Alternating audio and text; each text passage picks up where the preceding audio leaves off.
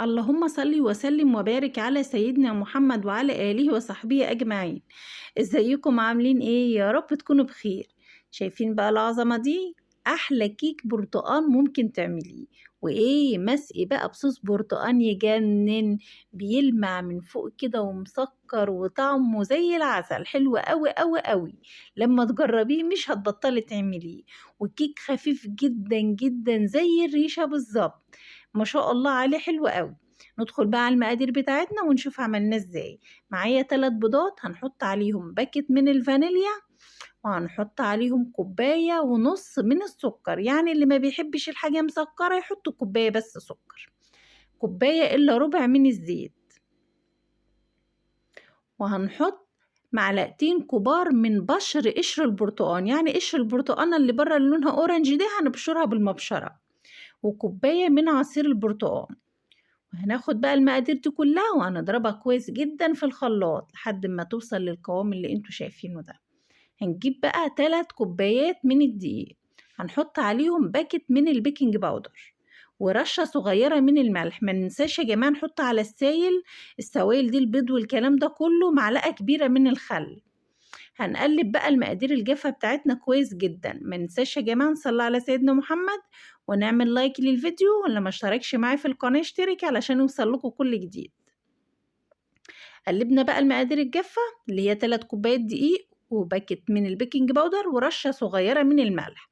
هنحط بقى السوائل بتاعتنا، بس للأسف بقى البولة بتاعتي طلعت صغيرة جدا على المقادير دي، يعني كنت عايزة أقلبها بقى في بولة تانية، بس قلت بقى بما إن بقى فضيت المقادير فوق بعضها فخلاص بقى أنا هقلب على كده.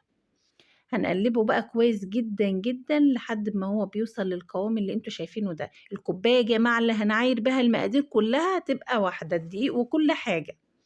هنجيب بقى سباتيولا أو معلقة ونقلب الخليط بتاعي من تحت كده، ممكن يبقى فيه دقيق لازق ولا حاجة. صينية بقى مدهونة زيت، وهنحط بقى الخليط بتاعنا كده، هنفضيه بقى كله. الكيكة دي جميلة جدا جدا يا جماعة، جميلة جدا جدا. هنهز بقى الصينية كده وهنخبطها خبطتين على الرخامة علشان خاطر سطحها يبقى متساوي. هنسويها على درجة حرارة 180 في الرف الوسطاني ومن غير ما نولع الشواية. دول كوبايتين من عصير البرتقال، هو أنا عصرته وبعد كده صفيته، يعني عصير برتقال من غير مية. وحطيت 4 معالق كبار من السكر، يعني كل كوباية من عصير البرتقال عليها معلقتين كبار من السكر. طبعا الكيكة بتاعتي استوت وبقت زي الفل ولسه سخنة مولعة. هنختبرها طبعا بعصاية شيش طاووق كده من النص قبل ما نطلعها من الفرن، من النص يا جماعة، علشان الكيكة لو ما استوتش هتطلع لك على العصاية دي بتاعت الشيش طاووق دي، هتطلع لك عجين. استوت خلاص كده. طبعا العصير البرتقال ده انا بعد ما دوبت عليه 4 معالق سكر اديته غلوتين على النار، وسبته يبرد. غلي غلوتين كده وسبته يبرد، وبعد كده اول ما الكيكه تطلع من الفرن وهي لسه سخنه مولعه كده، بعد ما نخرمها كده هنسقيها بقى بعصير البرتقال اللي يجنن ده. ما شاء الله الوصفه دي جميله جدا، والكيكه خفيفه وطعمها يجنن.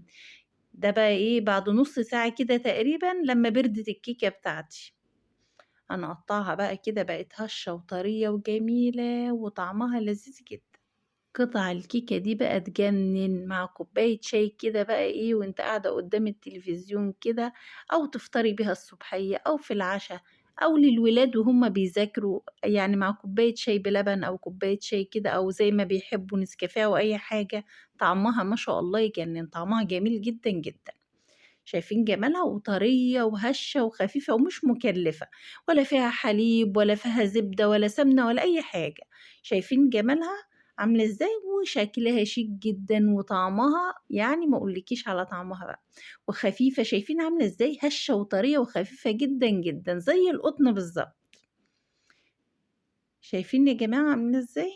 الله الله الله على الجمال، الله الله على الجمال. ولا ريحتها تقلب لك البيت كله، والله العظيم ريحتها تجنن كده، ريحتها حلوة قوي قوي. ما ننساش بقى نصلي على سيدنا محمد ونعمل لايك للفيديو، واللي ما اشتركش معايا في القناة يشترك علشان يوصل لكم كل جديد. شايفين جمالها، شايفين الكيكة يا جماعة عاملة ازاي، والله جميلة جدا جدا ما شاء الله عليها، حلوة قوي قوي بجد، لازم تجربوها. وبألف هنا وشفا للي يجربها.